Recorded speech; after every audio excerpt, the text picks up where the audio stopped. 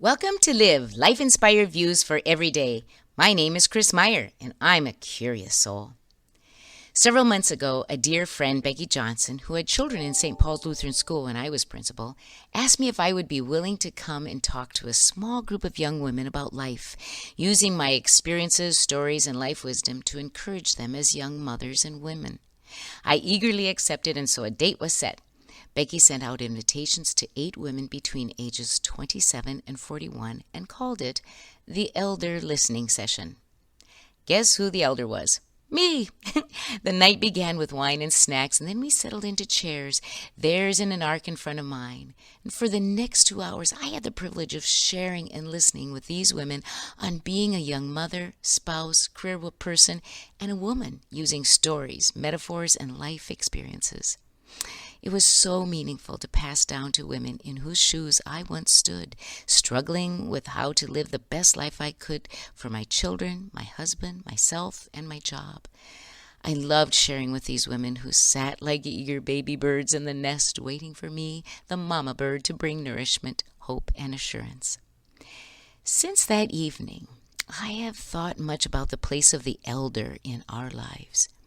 In his book, Anam Cara, a book of Celtic wisdom, John O'Donohue says, in former societies, the old people who were called elders because it was recognized that having lived so long, they had harvested wisdom.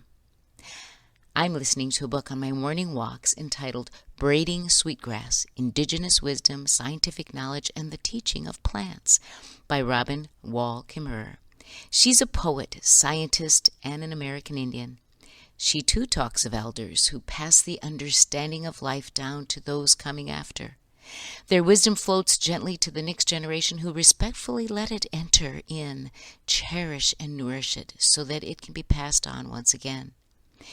It makes me pause, yes, pause to wonder, what would our country be like if we made it a practice to sit at the feet of the elders in our world and fill our hearts and minds with the wisdom that only comes from life's journey?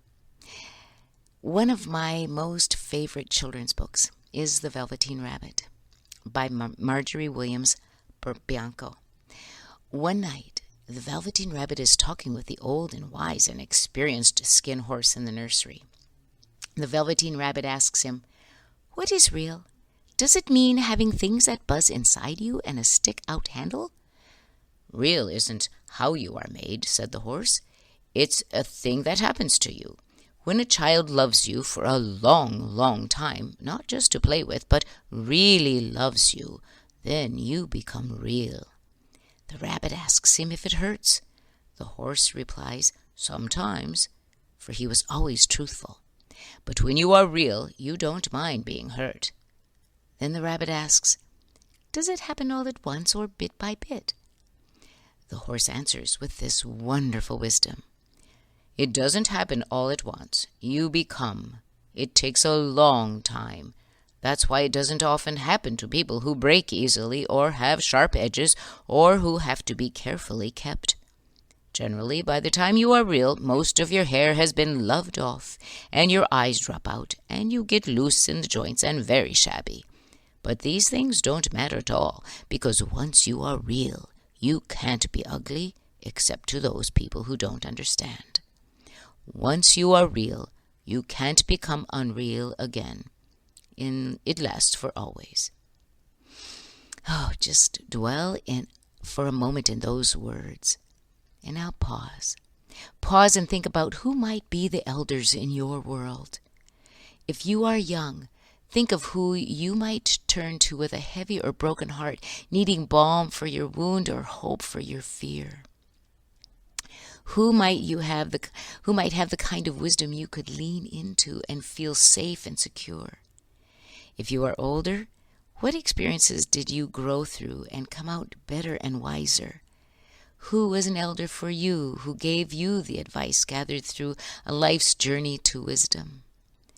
Can you be that kind of person for a younger you, needing what you had needed and what you may have received? I am so grateful to be 67 years old, with shabby and loose parts to my body, wrinkles gracing my neck and eyes, and a mind and heart full of experiences that have formed a deep sea of wonder and hope. Perhaps others will hold elder listening sessions to give those younger courage and wisdom gained from living a life. If you can, be an elder to someone. If you need, seek an elder to learn life's wisdom and a place to rest your soul. This week, if you are willing to be an elder, put the word yes on your bathroom mirror. If an elder is who you need, put the word find. Join me next Monday for L.I.V.E, life-inspired views for every day.